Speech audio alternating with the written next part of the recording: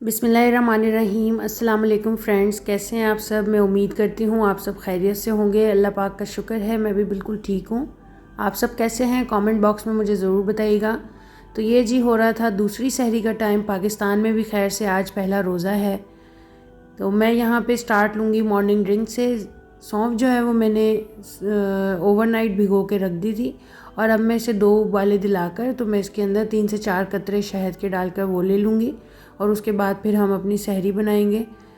आप लोगों के यहाँ सहरी अफ्तारी का क्या टाइम है मुझे कमेंट बॉक्स में बताइएगा।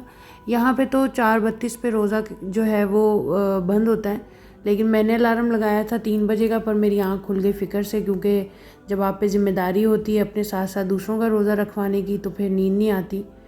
तो बस मेरा ये पहला रमज़ान है जो मुझे रिस्पॉन्सिबिलिटी से सब चीज़ें देखनी पड़ रही हैं, वरना लास्ट ईयर रमज़ान से 3-4 दिन पहले शादी हुई थी तो तब भी कोई ऐसा बर्डन नहीं था। और उससे पहले मायके में थी तो सहरी मेरी मदर बना लेती थी और बाकी अफ्तारी का और दिन का काम मैं कर लेती थी। तो जाहिर सी बात है शादी जब हो जाती है तो आपकी रिस्पॉन्सिबिलिटीज़ बढ़ जाती हैं और आप अगर घरदारी वाले हो तो आपको ज़्यादा फ़िक्र होती है इन चीज़ों की।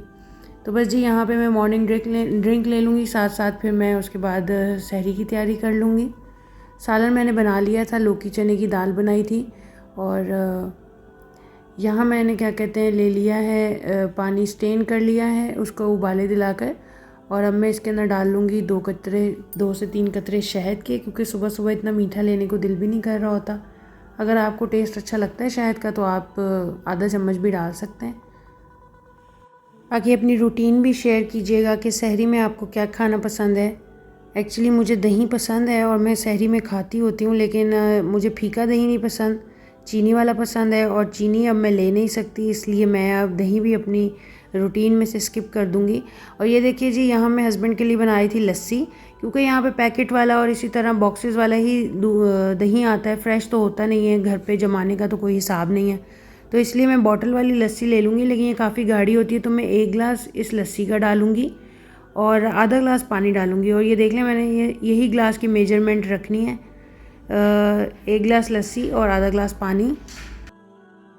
और हम इसमें डाल लेंगे चीनी हस्बे ज़ायका और साथ में बर्फ़ डाल देंगे।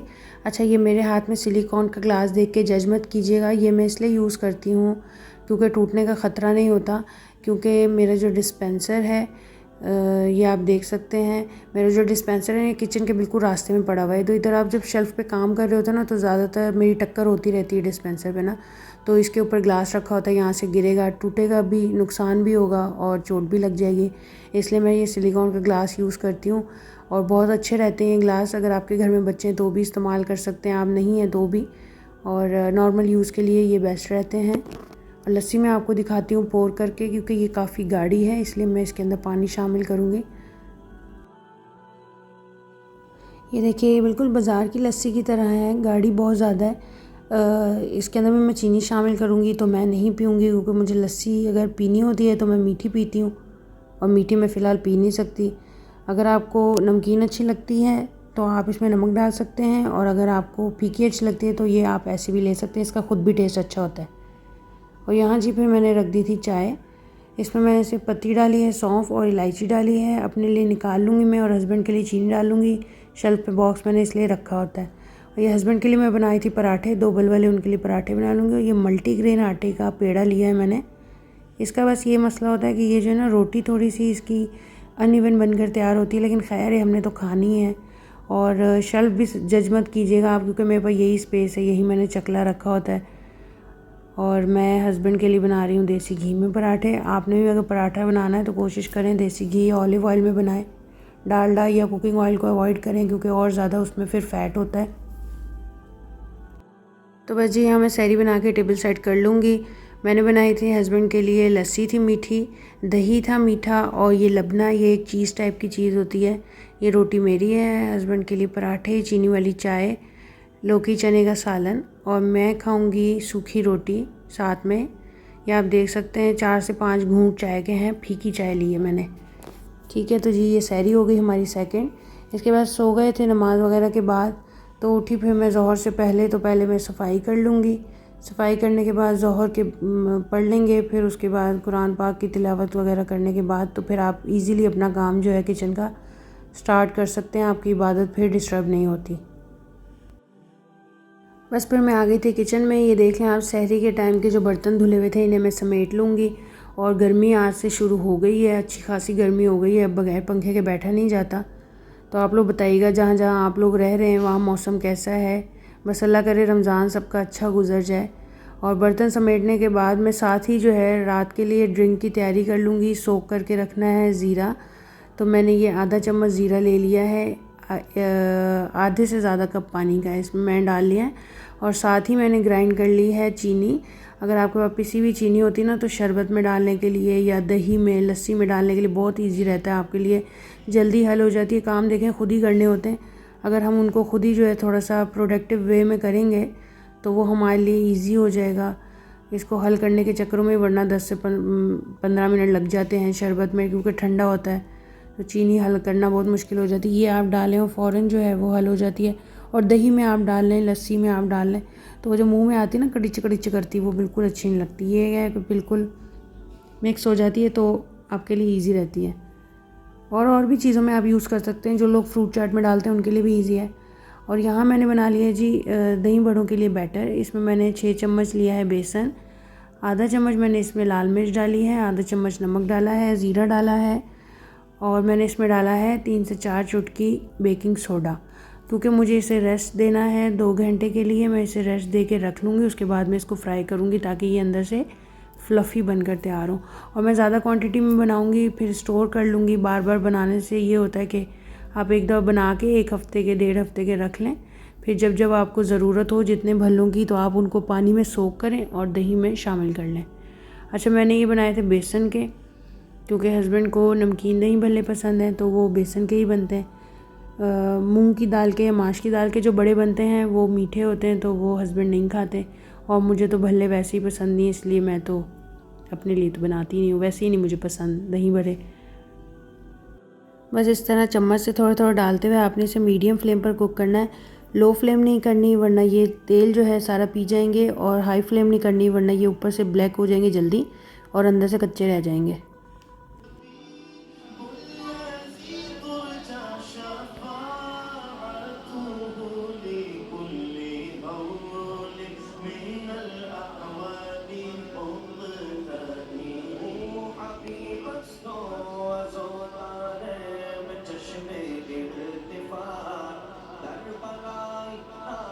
और यहाँ जी बड़े सारे फ्राई हो गए थे, इन्हें मैंने टिश्यू पेपर में निकाल लिया है ताकि इनका जो एक्सेस ऑयल है वो सारा जो है निकल जाए।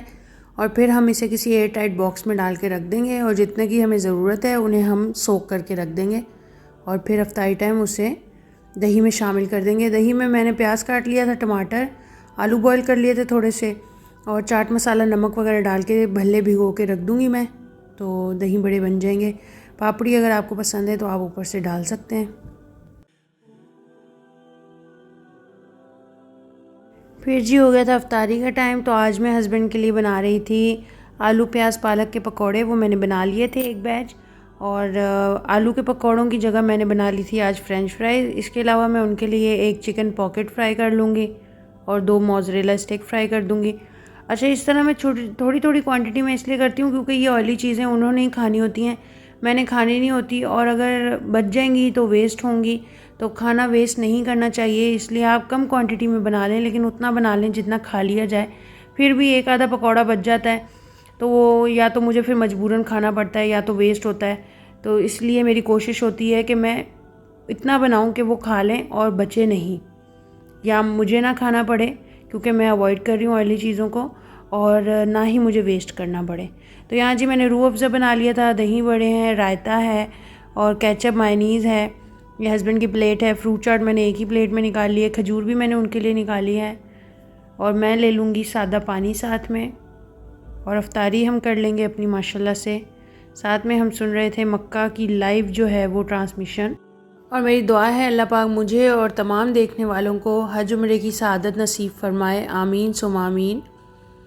फिर जी अफ्तारी से फ्री होके किचन क्लीन कर लिया था, बर्तन वगैरह धो के मैंने नाइट ड्रिंक ले ली है। यहाँ पर वॉक करने के बाद ये आप देख सकते हैं मैंने आज इसे बॉईल नहीं किया, ज़ीरा मैंने सोक करके रखा हुआ था दोपहर से, तो तकरीबन ये 6 से 7 घंटे भिगो के रखा था। तो अब मैंने इसे स्टेन करके बस 3 से 4 कतरे जो है इसके अंदर लीमू के डाल दिए हैं। और अब कर लेते हैं अपनी डायरी फाइनल। वर्कआउट मैंने सुबह किया था।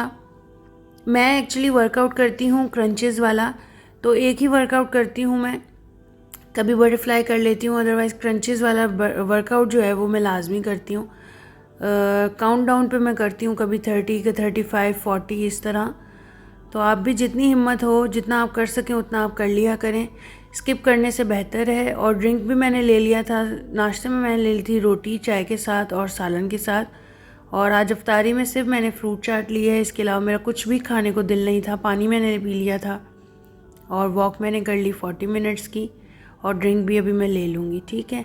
और सुबह के लिए मैंने अजवाइन भिगो कर रख दी है, क्योंकि सुबह की रूटीन में अजवाइन का पानी है। तो चलिए जी, मैं उम्मीद करती हूँ आपको आज की वीडियो पसंद आई होगी। अगर आप चैनल पर नए हैं तो चैनल को सब्सक्राइब करें, लाइक करें, शेयर करें। मेरे छोटे छोटे व्लॉग आपको कैसे लग रहे हैं कमेंट बॉक्स में ज़रूर बताइएगा। मिलेंगे एक नई वीडियो के साथ। Till then take care, thanks for watching, अल्लाह हाफिज़।